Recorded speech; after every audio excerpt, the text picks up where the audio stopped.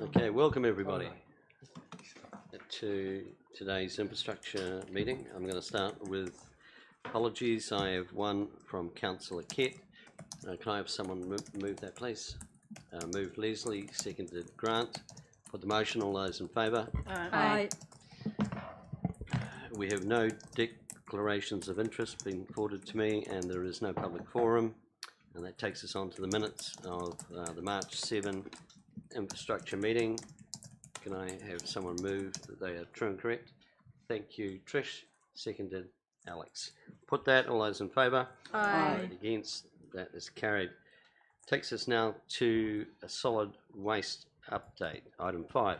Peter, do you want to speak to that? Come and speak.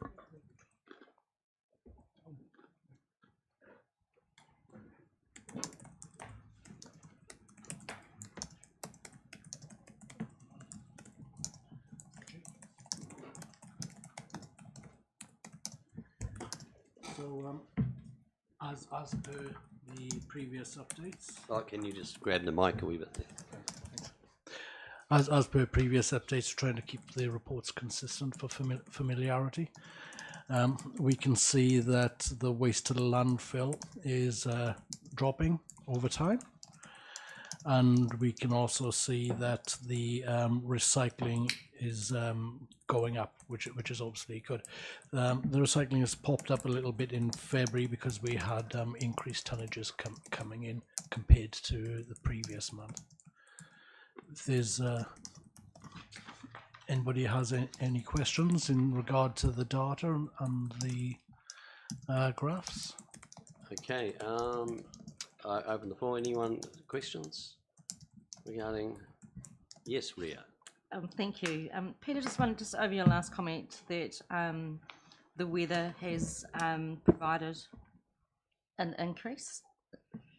Not the weather. There was an increase in tonnages coming through, so there was an increase in recycling compared to the previous month. So in warmer temperatures, the recycling increases. Is that what you're saying?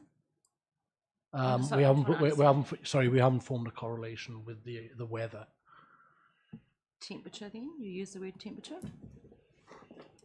No, sorry. Okay, I must be hearing things. Sorry, I think there accent. was a word there around the trend, the downward trend. Sorry. That's okay. Sorry, anyone? So just Yes, Grant. yeah, thanks, Chair. Just in terms of your school sustainability network, can you give a little bit more detail around, how much of that's happening and how that's being monitored around impact and things like that? Sure. So the school sustainability network comes from the trust, sustainability trust, and it's a train the trainer where they come in and they teach the teachers. Now they've been looking for a facility in Invercargill that we can provide to them to organise. So we found somewhere, and they'll be providing education locally at free of charge. Now, looking at it, how it represents and how it's worked through the rest of the country, we've not looked at that. Right. So secondary. What? Because my perspective is probably, I think that's a great way that we get a change in behaviour around how we look and treat, all sorts of waste, be it recycling or actual waste. What I'm interested in is what sort of monitoring is happening or proposed to happen around that change that we might see as a result of an investment. Sure. We don't have any insights into that at the moment, but we would like to see that the schools would start to report their improvements through those initiatives. So is the trust, have they stipulated that to the schools about how they will monitor the program and report back on effectiveness? I haven't looked into that, but it's free of charge and it's a good way forward into it. Thank you, Trish. Is there any consideration given to the communication team doing something about a campaign for minimalisation in the schools? I mean, seriously, if you're going to educate them, and it's free of charge and it's outside school hours and, you know, or whatever. It really needs to be a focus. And if the council is making a serious consideration to reducing something, it may well be that something that could be done across the city, you know, some kind of picture or something in the schools to encourage schools and kids to minimalise. I don't know, it just seemed to me the next step really. Sure. So we've put the communications or the education strategy together. We're just building the budget for that, and we'll be presenting it to the waste advisory group for WasteNet to accept it for it to be rolled out. Okay, I think, right, I've got Darren next. Thanks, Yeah, Chair. yeah. Not a bad suggestion, because it used to be when recycling started off that the education program went into kindergartens and schools, and that's how they got parents to make that that cultural change. I guess one of the things that we need to be cognizant of is people's understanding of the fine difference between minimisation and recycling, because they don't know, nor are they that invested in either. And if we start to err back towards recycling, then we'll fall into that nationwide campaign that's on at the moment of what's happening to stuff that's been put in the recycle bin. Answer, most of it's going to landfill. Why do we bother? Well, because it's a good habit for when the markets open up. But that said, while there was the education program for recycling that went in, it would be interesting to get that report on the minimisation aimed at kids, because it was a useful tool. Okay, I have Evelyn, then Alex. So I noticed that the program that you referred to, but I also noticed the absence of any comment about parakore, and noting that that is already reaching into a lot of things, places like Kohangareo and our marae. So have they been approached, or have they approached you to work with you? And if they have, why are they not mentioned in this? Sorry. Yes, they have been approached, and we've asked them for metrics for the improvements they've made. Not inclusion in the report is an oversight. Thank you. Alex. Thank you, Chair. Just more of an expansion on what Darren had mentioned was the education programs that went out from WasteNet, the WAG group and WasteNet was out around 2021 onwards, I believe, and there was quite an emphasis on schools and kohanga and kindergartens and the waste-free wander program. So that I remember it because my daughter ended up bringing some resources home, and they were at the likes of the Careers Fest and stuff like that, and just getting out there in the community to help the community and also young people understand the difference between minimisation and recycling as well.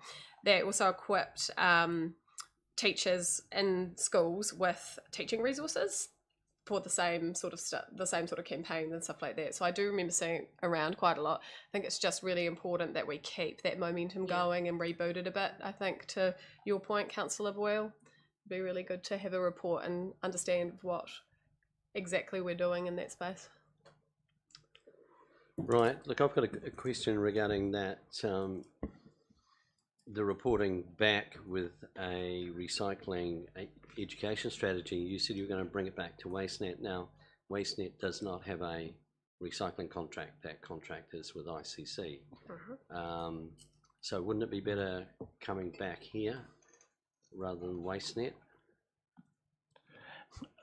It was around waste minimisation strategy, Mr. Chair. Oh, okay, it's around minimisation. Okay, so my question now changes to education.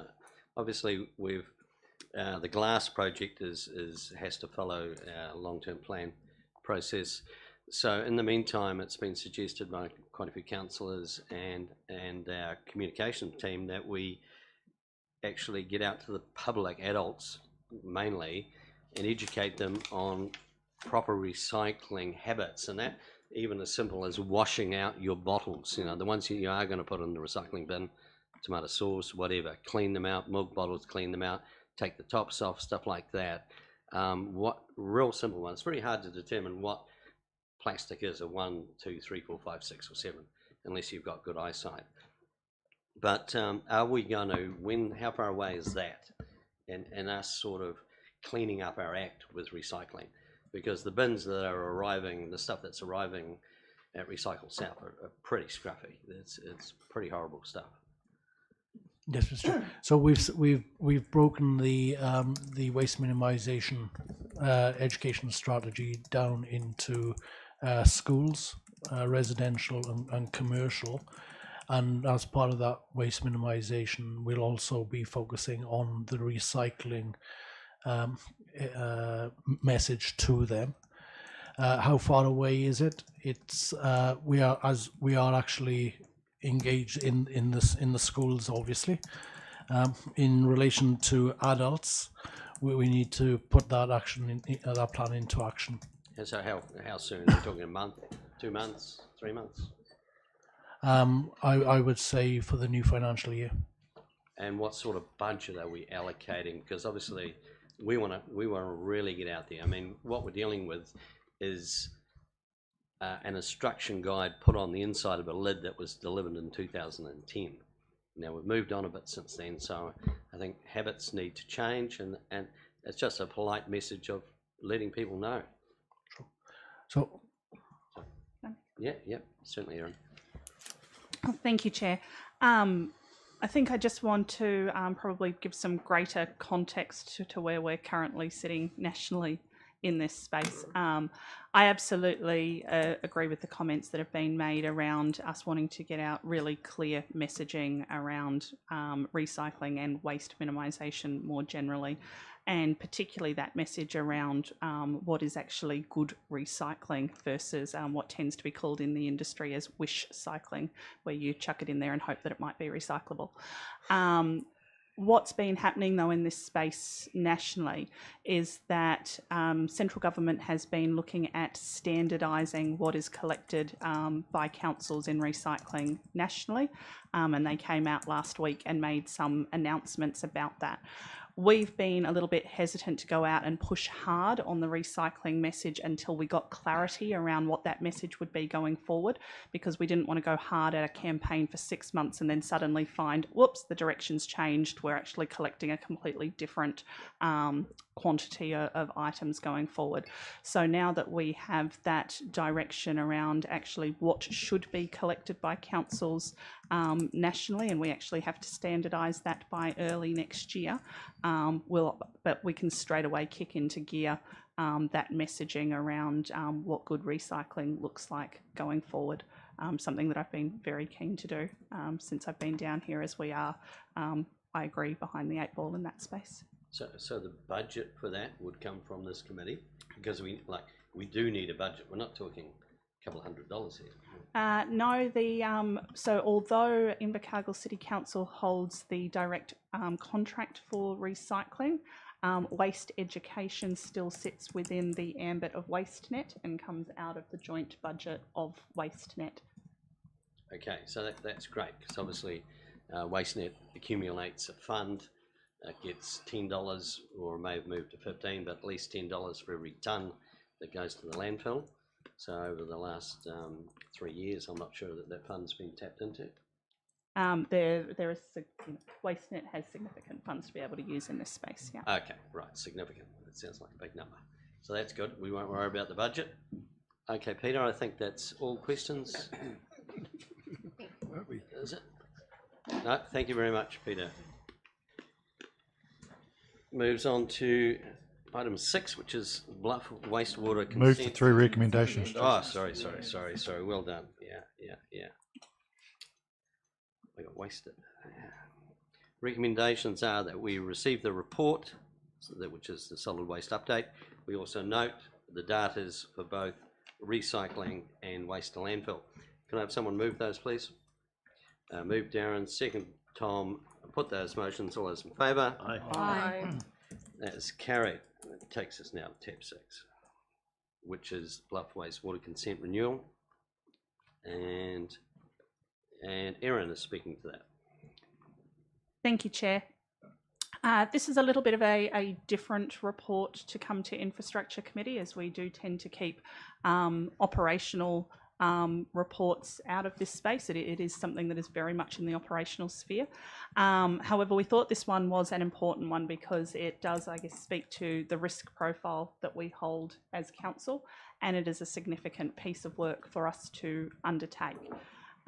What's particularly key around this one is that there's movement nationally around what can and can't be done in terms of wastewater consents moving forward, and whether it is appropriate for us to continue to discharge to water-based environments. So that's going to be a key element as we move through this process.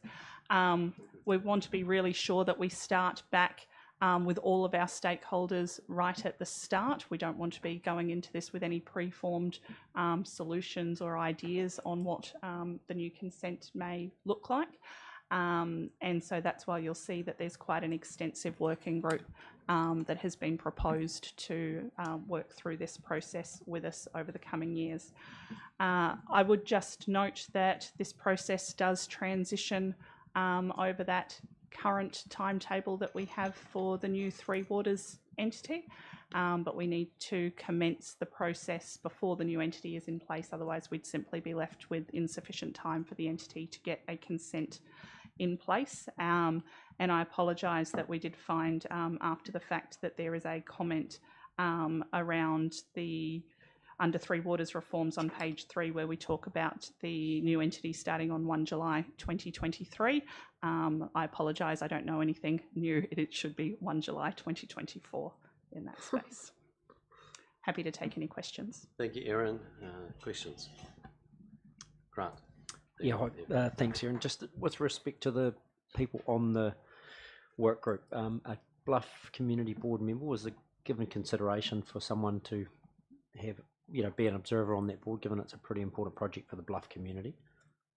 So in terms of the working group, we have got down there a member of the Bluff Community Board. Yes. On the list, on page 4.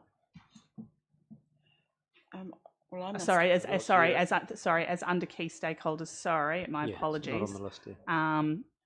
That's an oversight. It should be there. Thank you. Yeah. Yeah. Cheers. Okay, got Evelyn, then Tom. So, in actual fact, that partly my concern has been dealt with because I did notice the absence of a community board member, but I did notice a council, ideally Ngāi representative employee in brackets, and that sort of puzzled me as well. So, but that's okay. The more of us there, the better. But I didn't know that we defined staff members in that way. Look, it's one that we're Invercargill City hasn't done a consent in this space of this type for quite a while, which means that we've gone out and we've spoken to our peers around what's worked well for them, what advice they've had from the planners that they've engaged.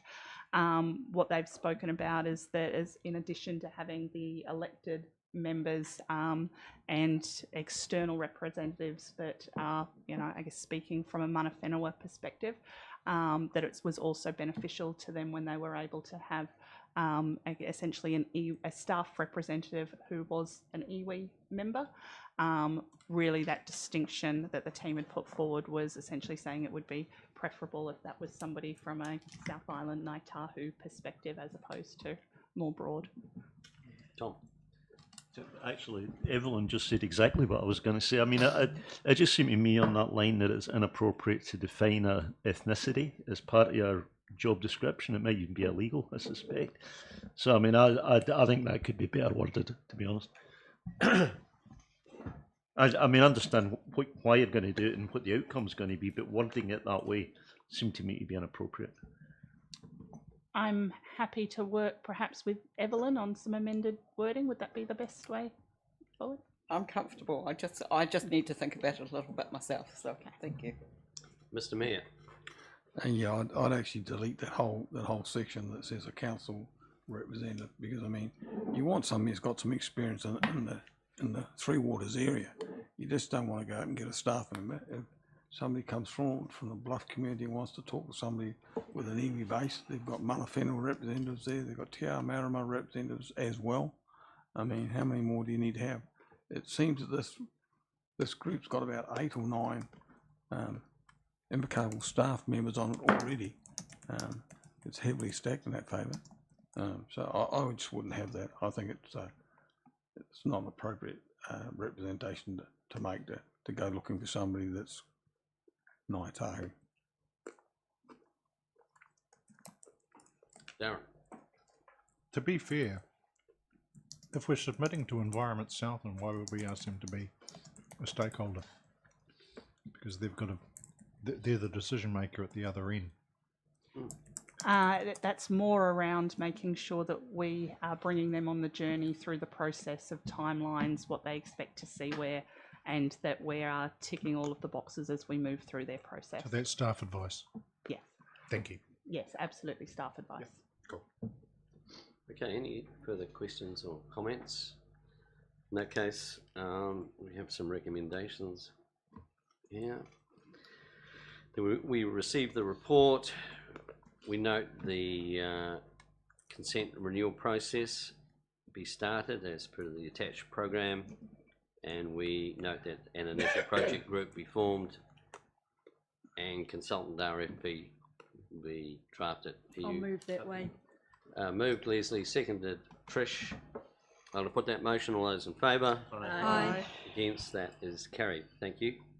Takes us on to transport procurement strategy for national land transport activities. Russell, welcome. Good afternoon. This paper really is, I guess, a follow-on from a draft procurement strategy which was brought to, I think, the December meeting. It's one of our key strategies that we actually need to have with Waka Kotahi because it's the piece that actually entitles us to start to be able to claim subsidy. During that process, we have worked with Waka Kotahi through a number of, I guess, relatively minor issues that have, the draft strategy had. Attached in the report is the letter of endorsement from them. I believe that it aligns pretty well with the council's procurement strategy anyway, and I think it's the area where we've actually had to have some work on is the broader outcomes, and in the paper it actually looks to highlight where we will be going.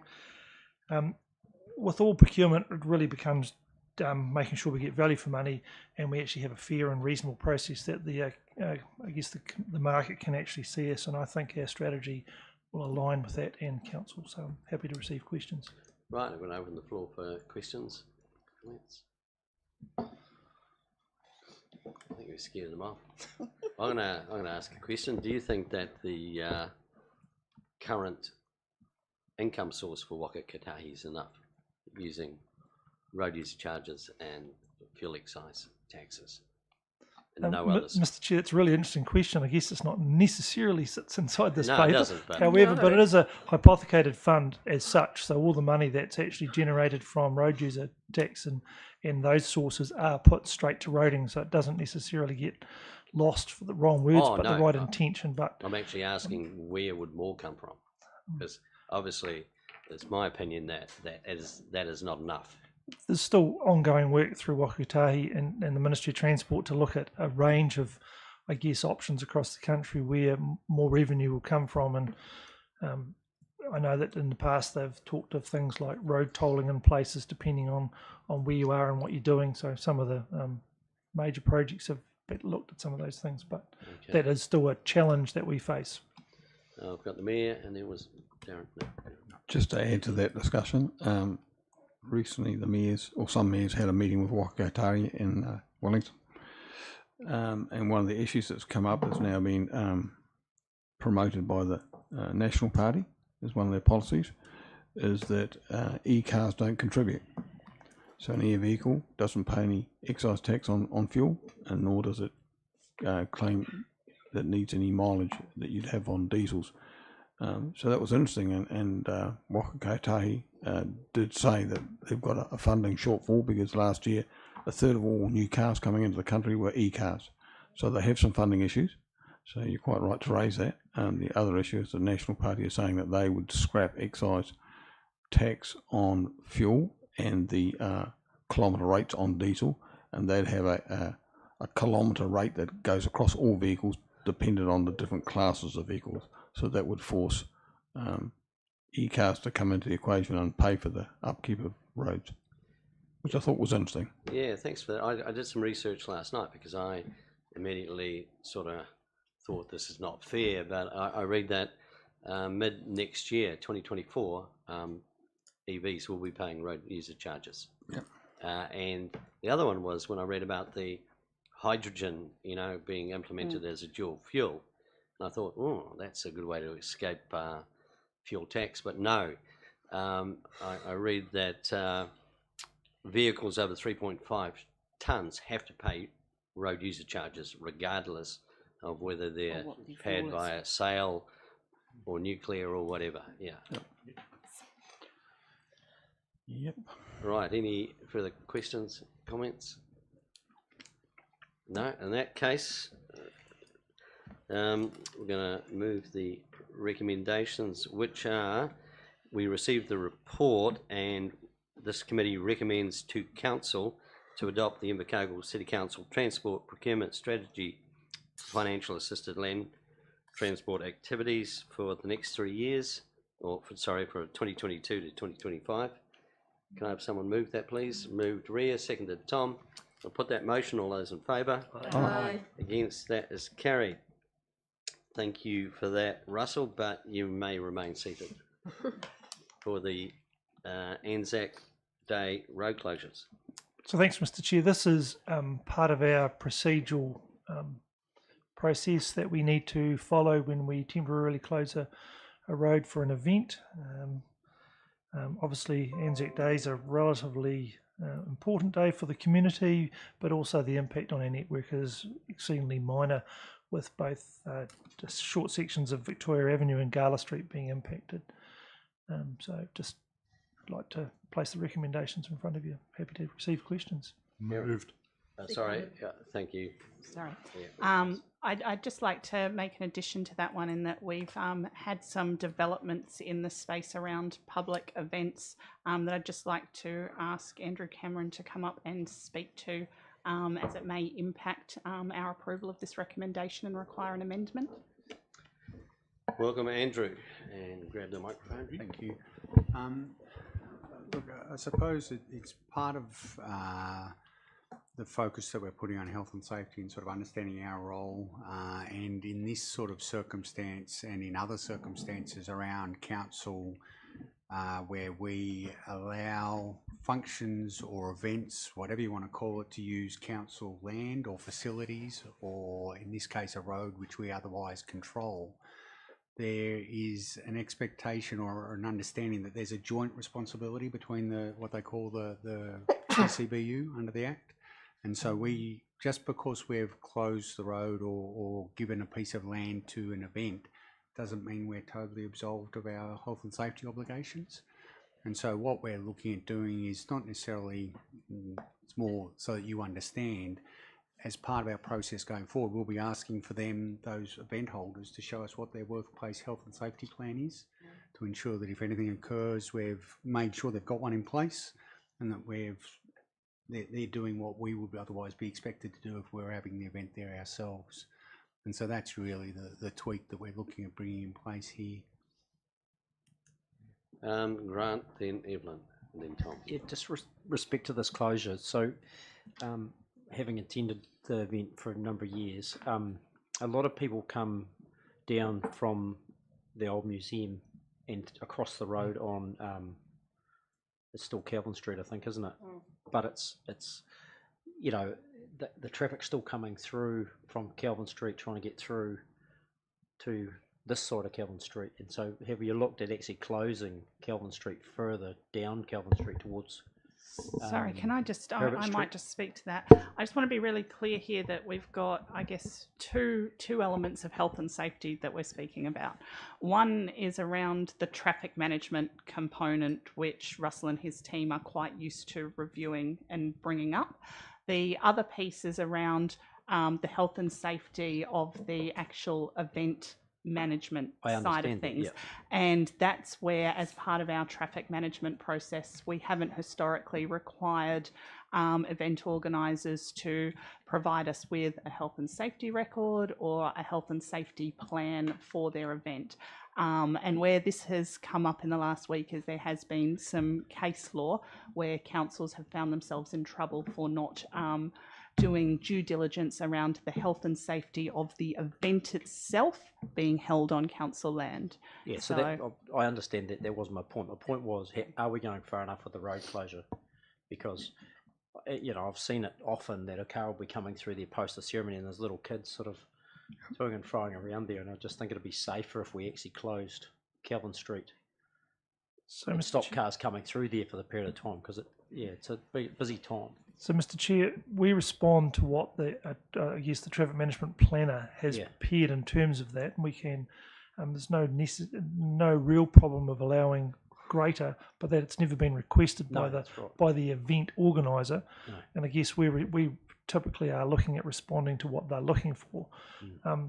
My understanding is also they're well marshalled and there's lots of people around, so we haven't seen any issue that would actually give us any real concern. That would, but all the areas where people are walking towards them, people need to take the due care, and it is typically during darkness that. Yeah, it is.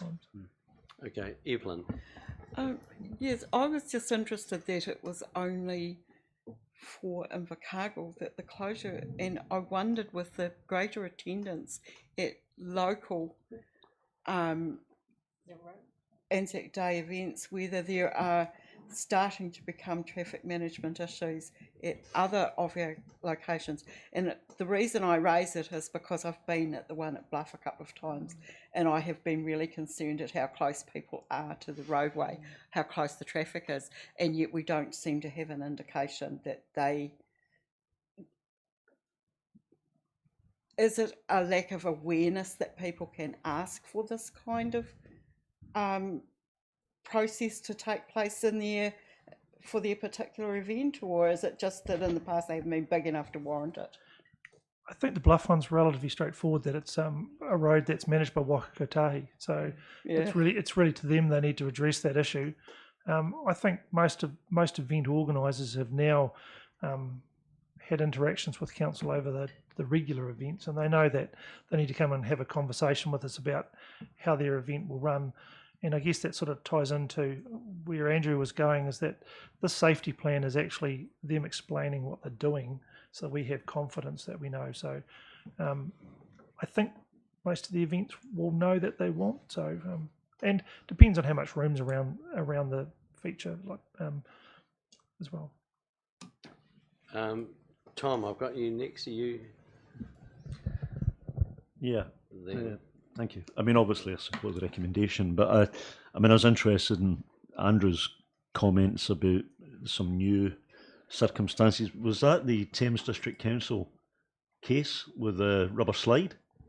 That was... Yeah, and I was kind of involved in the fringes of that, and you know, there were multiple failings, in fact, in the part of the District Council that led to them being convicted of... So it's not just a matter of, I mean, I think if you do the right thing, I just don't think we should allow that to scare us off from doing stuff. But if you are organising something, you got to make sure that you're doing the appropriate checks, and they had not. So just that case? so just following on from that, to get that clear, we are peer reviewing the plan. No, we're not. No. We have to endorse it, accept it, or just look at it. And this is sort of to Tom's point. You don't want to make this a job for council, because it's not council's job. But council, as a PCBU, has a level of responsibility, and so an understanding that the organising entity has considered these issues will, in the ordinary circumstance, be sufficient. If they say, yes, we've considered these issues, here's a piece of paper that says we will be safe, you might say, that doesn't answer my question. But if they give you something that is thought out, then that's the extent of it. You're not taking ownership of it, but you are ensuring that they've considered the issues, which is consistent with your level of responsibility. Okay, thanks. So we've got Nobby, Ria, and then Darren. So it would be helpful at some stage to have a paper on this, I feel. If you think about some recent events, if we were to allow some sort of event in their street where we can put the bollards up? Do we need a health and safety plan?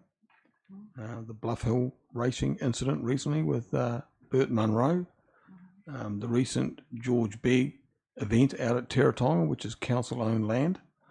Where do we start all this? And if we're thinking about Anzac Parade, does that mean we need to cite the health and safety plan before we approve the closure of the road? Or are we doing it afterwards? And where will our liability be if we do it afterwards and it's not satisfactory?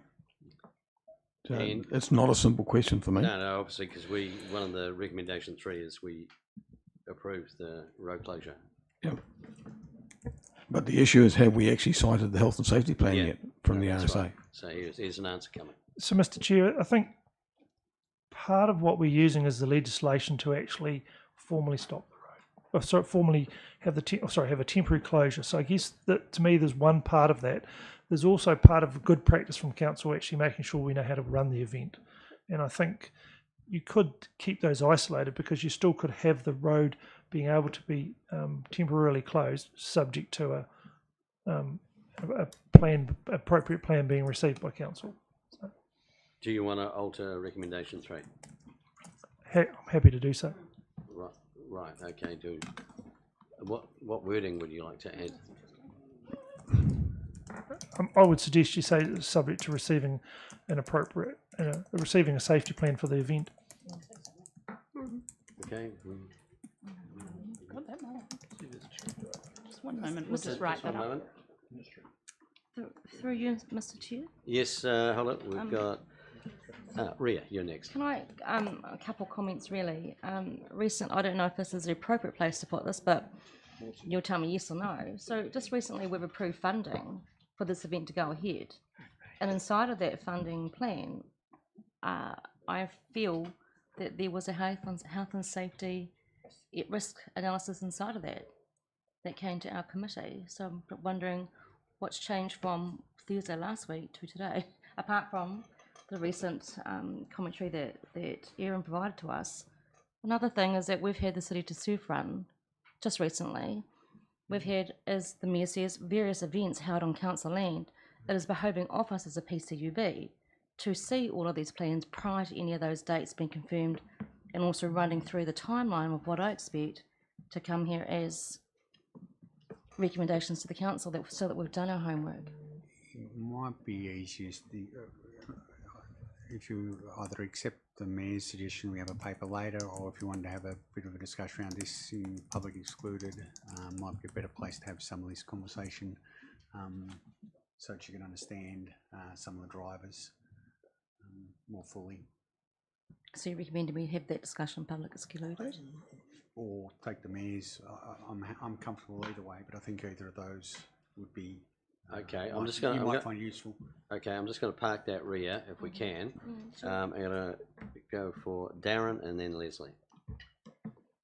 So I can see the good rationale for the addition to recommendation 3.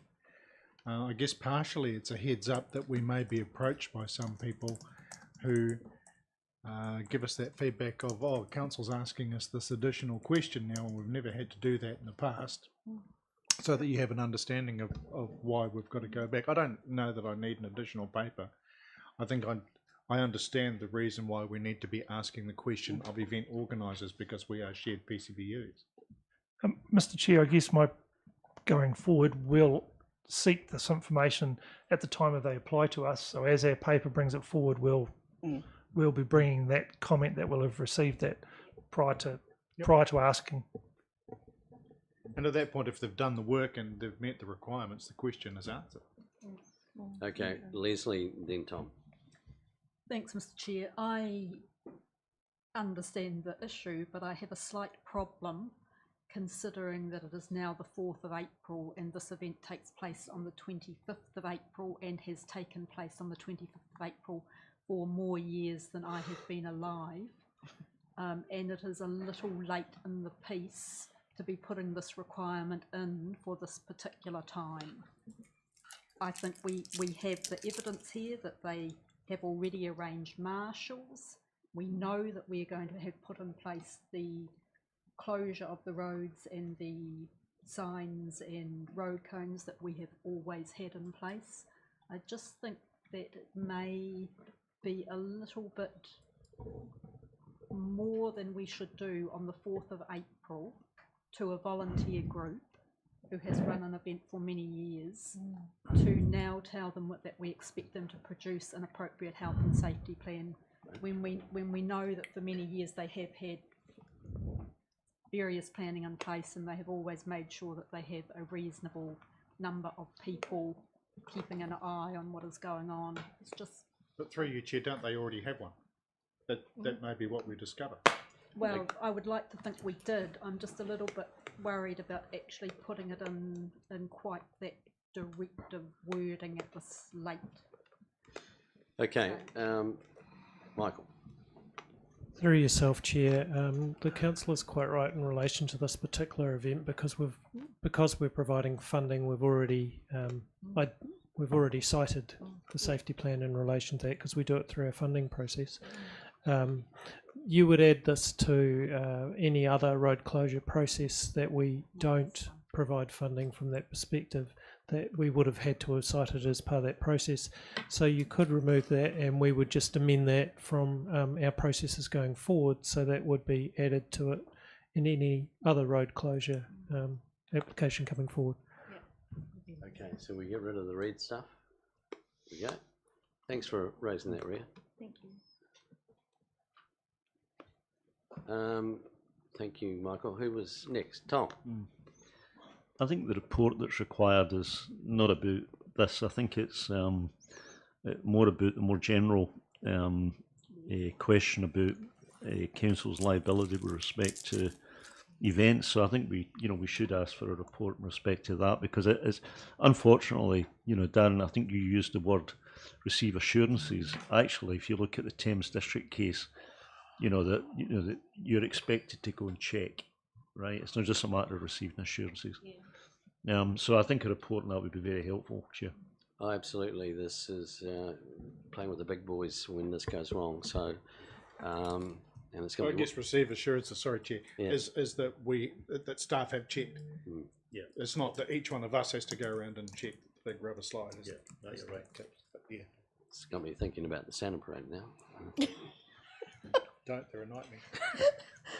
Right, okay, look, is everyone happy there? And I think that the idea of getting clarification about where we're, yeah, be fantastic. Okay, so we have 3 recommendations. We received the report, resolve that it will not impede traffic unreasonably, and then item 3 is we approve the closure for those specified streets. Can I have moved Leslie, seconded Trish, and put that motion. All those in favour? Aye. That is against, that's carried. Thanks. See you, Andrew, we don't. Oh, unless we're after some stuff for the CCTV, privacy? No. Don't go too far. Okay, Russell, CCTV. Thanks, Mr. Chair. Just perhaps, we're at a stage that we've now completed our, our needs and our understanding of what CCTV means across both the city centre and the wider community. Certainly has a wider scope than when we started, and I guess that's really the project has just wanted to make sure we could understand and not be limited necessarily in the first instance to around the city centre. The working group that has strongly endorsed that all regions be implemented. I guess the timing of that is, part of the opportunity of where this report highlights it. I do wish to point out in the recommendations that in your report it had recommendation 7, but it should actually be 6C 1 and 2 to make any sense when you come to consider the recommendations, and they are presented in a manner that are trying to give you some options, which perhaps might be a little bit confusing for a start off, but hopefully we'll be able to work through that. And I'm happy to receive any questions. Okay, questions. Who have we got? Yes, Mr. Mayor. You might be able to answer this, Chair, just for the benefit of public watching in. So this system will be set up and governed by council, as opposed to being monitored by the police? No, what generally happens is that the mainframe for the device would, say, go in the library, appropriate rooms there, and access to that would be whoever council feels appropriate to obviously give to. Now, certain areas may need to be involved just with traffic busyness. You know, we could actually use that, because if you look at the regions, we could be monitoring traffic trends that we're unaware of. Sure. But as far as the crime, the crime aspect goes, I imagine that the police, the Christchurch, from what I understand, they would access it. They'd have a live stream. Yeah, they would have. And if we go to NPR cameras, which is number plate recognition, then they have the instant ability of searching for number plates or being notified by entering a number plate into the system if that appears in front of one of these cameras. A notification alerts them straight away. So, yeah. Mr. Chair, I think that my direct answer would be is the equipment would be stored in council and owned by council, and we would allow streaming to those parties that are permitted to do under our privacy policy. Yep. So we go. Right. Any other questions? Just one, Chair, again, just on the issue of privacy, which has always been a contentious issue, and I'm a strong supporter of having these cameras. But how far does the ability to use the system go?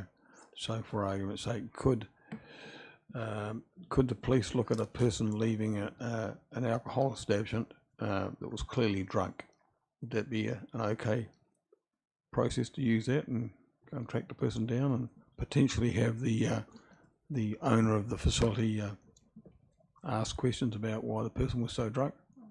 Right. I might get Andrew's probably there. Oh no, chuck it at Russell first, but you can always pass it. There we go, short past Andrew.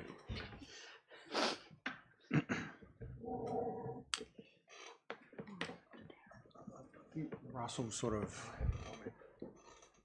dodged the answer to the question when he said it will depend on your Privacy Act. And this is the key part in this from a privacy perspective. Council is the owner of this information. It is you who determine who gets it and how they get it.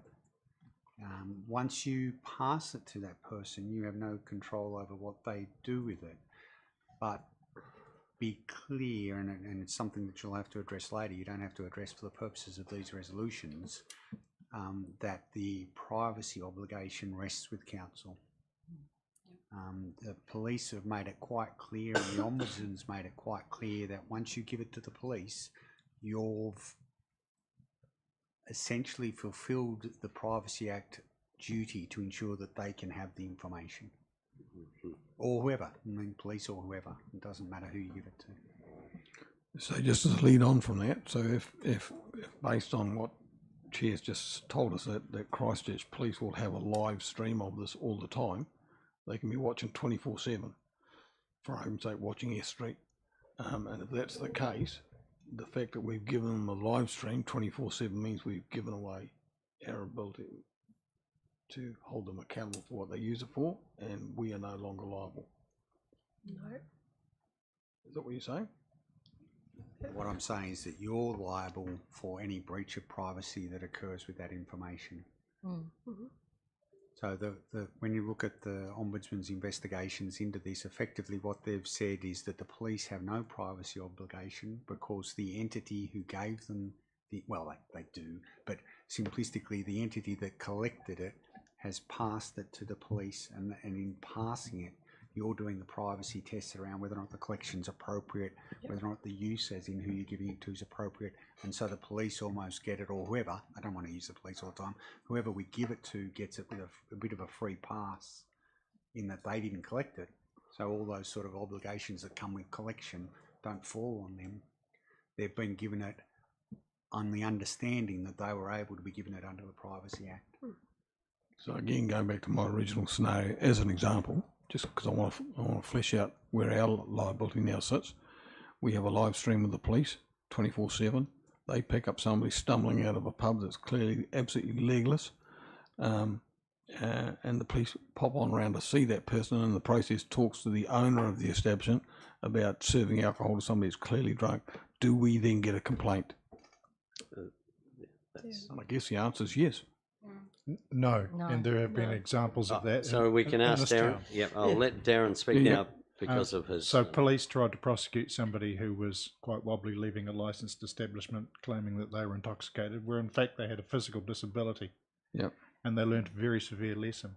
So I guess what we have to do is trust that the police are going to, and it's a big T on trust, use it for the resolving of acts of crime. And the NPR system is what detects vehicles that are associated with crime. Sure, I understand So if somebody was stumbling out of the Langlands, Yep. Not an issue. But if they're having a stabby experience, quite an issue. Yep. But what I was suggesting was that if they were stumbling out of the Langlands, would the police then talk to the Langlands management about? Because it's so subjective, you can't prove that there's intoxication involved in that. Okay. Because as I say, it could be a physical disability. Or they could have been having a seizure and falling over. You just don't know. Okay. Right, okay, I'm going to Ria and then Leslie. Basically, just backing up what Darren's saying, you can't preconceive of crime because of a person's movement outside of a building. The information can only be used in the request that was made to us for, which is determine a crime after the effect, as I understand it. But the crime could be that the owner of the establishment But then has it becomes a served a sale of person that's alcohol. clearly drunk. It becomes a under different legislation. Still a crime. Right, Leslie. Thanks, Mr. Chair. I was just going to point out that as part of the whole project, we are going to revise our CCTV policy Yep. fairly profoundly. It's written there on page 4, and in the revision of that existing privacy policy, we would obviously be taking into account all such matters, because what we are going to end up with is a policy we intend the public to have faith means that the information is being used appropriately and is held and managed appropriately. So we would obviously take into account any of the implications that have just been talked about in updating that policy. And I think because the intention is, as part of this project, to update our privacy policy, that we've got a conversation for another day when that privacy policy draft is presented to us. And then we could discuss, has it taken into account all the relevant matters we believe should be taken into account? Yeah, no, the policy is important and the cameras are just a tool. Grant. Yeah, and the other thing to remember, we're not breaking new ground here, are we? Like, there's other cities with this fully in place. So, I think we just got to get on with it. Yeah. Councillor Scott. So when we got from the working group, which Leslie and I were on, we've had several workshops and a lot of discussion. The importance was defining who was the most important, I guess, in the sense that because we were limited by budget. It's been an 8-year project, as you're aware, so we couldn't determine whether city centre people were more important to Windsor or Glengarry or Bluff or wherever, to be honest. So then it trickled down to the fact, well, we need to be proactive around the wider city, the wider city, obviously, involving everybody. So it's obviously an increased budget. It was quite clear. The police was exceptionally supportive, as were all the volunteers involved. And I know there was some discussion from the police around contribution, some of you have asked about. That wasn't forthcoming. But after a long discussion, we felt that everyone was as important as each other, and most importantly for the South, or for Invercargill, that we promote ourselves as being a very safe, not just inner city, but city. So we have a point of difference from some other cities that maybe not quite as safe. So we understand fully that the cameras don't protect only one part of the toolbox in security, without a shadow of a doubt. So that's where we sort of got to, Leslie, didn't we, in the end of the day? A wider perspective. Much wider perspective. No, that's good. Right, I'm just going to take one more, which is Tom, and then we're going to go through there's a few ors to get sorted out here. So. Yeah, the only question I have is that, that argument can be taken to, you have a CCTV camera in every street corner. And I think while we're talking about privacy, we're focused on privacy in terms of what's our obligations to, when we give away information, that we don't, compromise something. But there's another aspect of privacy, which is that, a lot of people, I think, don't particularly want themselves to be watched everywhere they go. And that there is a balance, I think, to be struck between looking to provide security in the appropriate places, and then the other side, that point that people shouldn't actually be looked at every single step they take everywhere in the city. And in my view, and I don't know whether we're really taking that into account as we think about these. I mean, I'm inclined to support what's here. I totally agree with the policy idea. I mean, I'd support what's here, but I think I would say, well, look, let's not just end up with security cameras everywhere, behind every tree. Look, I said no more, but It's just a short comment. Alex, long as it's short. Alex, then Evelyn. It's just a short comment, and that there's absolutely no doubt, like Councillor Scout said, that Invercargill is touted to be a fantastic, safe place. I think it's reaching a little bit far to say that we'll have cameras on every single light post in the city or anything. But I hear your concern, Deputy Mayor. The funny thing is, though, is that you're right, people don't want to be surveilled wherever they go at the moment. But they already are. You've got a cell phone in your pocket that's linked to GPS systems. You've got Facebook algorithms that are also, use your GPS system. Everything that you use on social media. Every time you swipe your EFTPOS card or use your Afterpay or anything like that, that's tracking the fact that you've been to Liquorland. The data world is, it's a massive beast in this day and age.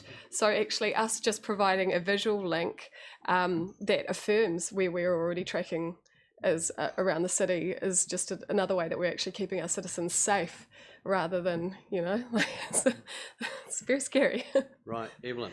And mine was similar, because I think that the options that we're being shown show a wider view than just property.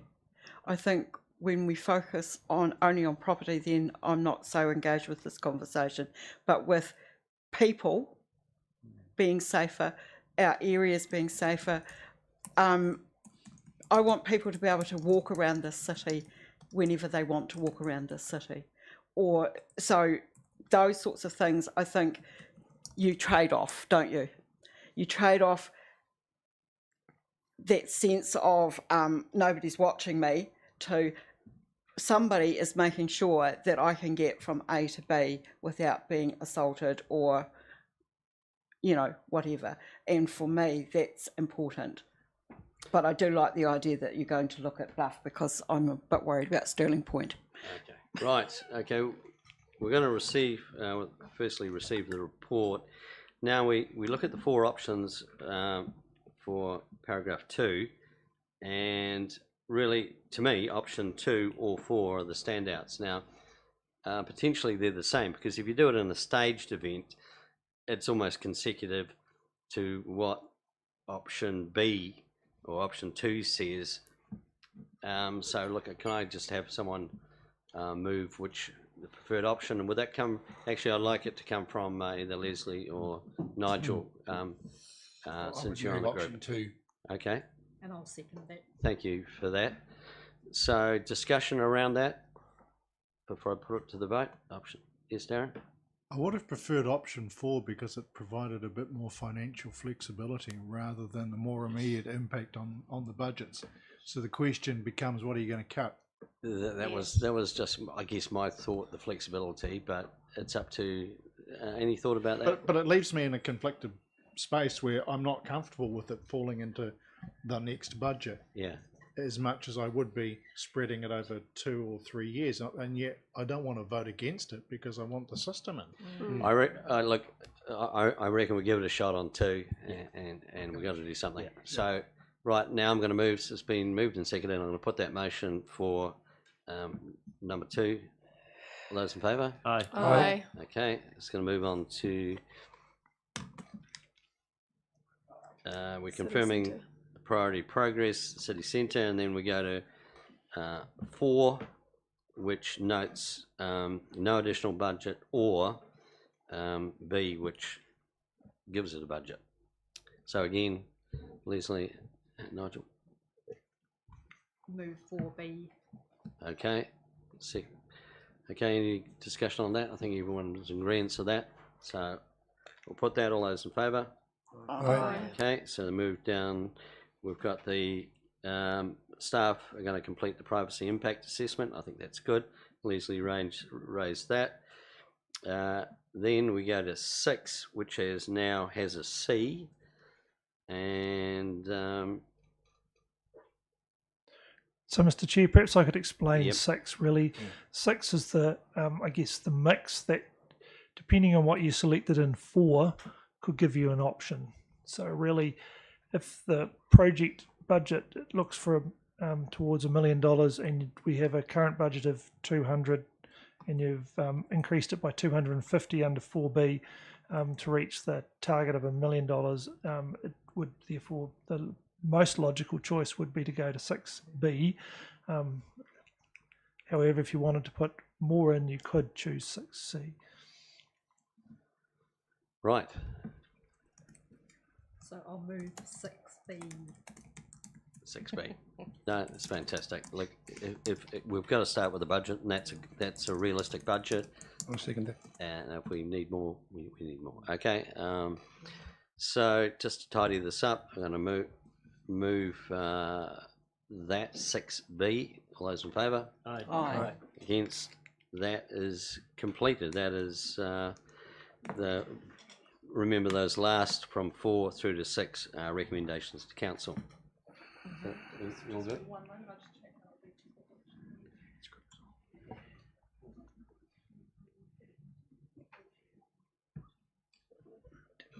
This has been a long time coming. It's good though. It's a long time coming. So basically everything's moved, Councillor Scott. You start doing things in 8 All good? All good. Okay. It takes us on to the activities report. And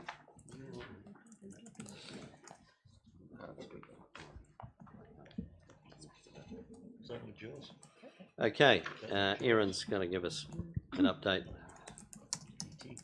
Cool. Thank you, Chair. I will take today's report as read and open momentarily for any questions. The key piece that I'd just like to verbally add, and there'll be some information going out in a media release this afternoon, was that you'll be aware that we had some work that is quite disruptive to some parts of the city around stormwater crossing D Street up above Herbert Street. As part of those works, we were required to go quite deep under the road, and we've had an archaeological find there where we found timber that appears to be a historic box drain. Now, what we have to do is work through under an archaeological authority to document that find, because we will have to move it. We can't go around it, which means we have to document it fully before that happens. So that's just going to take some more time to work through that process. And given that we were coming fast into the Easter holiday period, we made the decision to actually close that work up, reopen the road for the holiday period, and then we'll have to go back in and complete that work after the break. I just wanted to make everybody aware of that. Right, okay, so any questions or comments regarding the activities report or the item Erin has just... Darren? Sorry, just a quick query. Is there an explanation for why Don Street was dug up again? Absolutely. So you'll I'm just looking at Russell as to whether he wants to come and speak to this one. He can come and speak if I get anything wrong. But look, essentially, as per the section of the activity report on Eskin Don Street, the, I guess, main project is actually complete, but we're still working through a defects period where we've identified things on the project that the teams aren't happy with, and we're going through and rectifying at the moment. So that's why there's still some ongoing work over the next few days to complete that, and Russell and his team do a more detailed walk over tomorrow check if there's anything outstanding that we're not happy with. Probably just to follow on a little bit from here, and the asphalting that we identified wasn't up to the standard that was required and wouldn't last a sufficient length, so we've asked Downers to replace that for us. So whose error was that? It's a quality issue that Downers are replacing at their cost. Thank you. Trish. Is this about any part of the activities report? Yeah. So, sorry, aged care housing. You're going to hear me a few times about this. So I see that we've got 90 people waiting now. So the 4 new homes that were opened, is that taken up some of the slack, or is that still, are they still to come? Are they tenanted now? No, those new homes have not actually started construction yet. Oh, sorry. I thought they were finished. No. So the blessing that we had the other day was ahead of site works commencing. Oh, beg your pardon.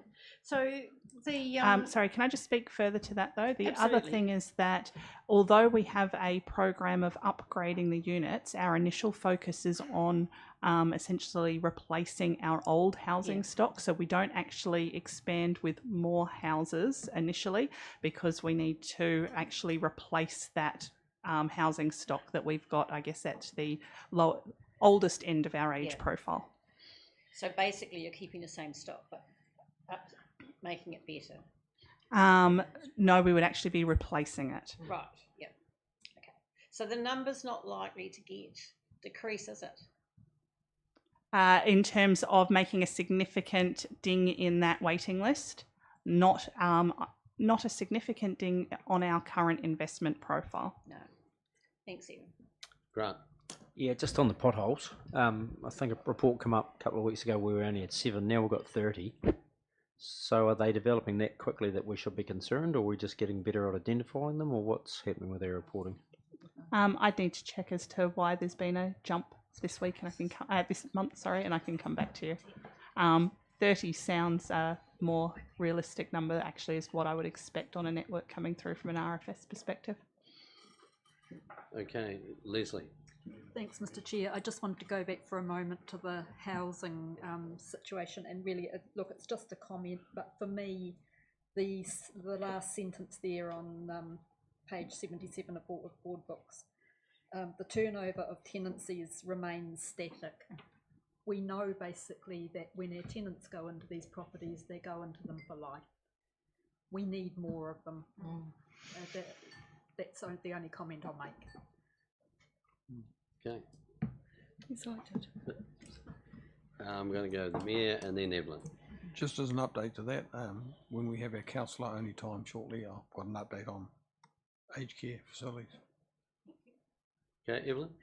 Just because I'm a bit of I just really like the tap and the information in the drips, but that's I want to comment on the city streets and just say how going down the street, which I had to do a lot last week, the feedback that we're getting in terms of particularly Esk Street and how it's looking and how people are interacting with it, and a lot of comment about enjoying not having cars.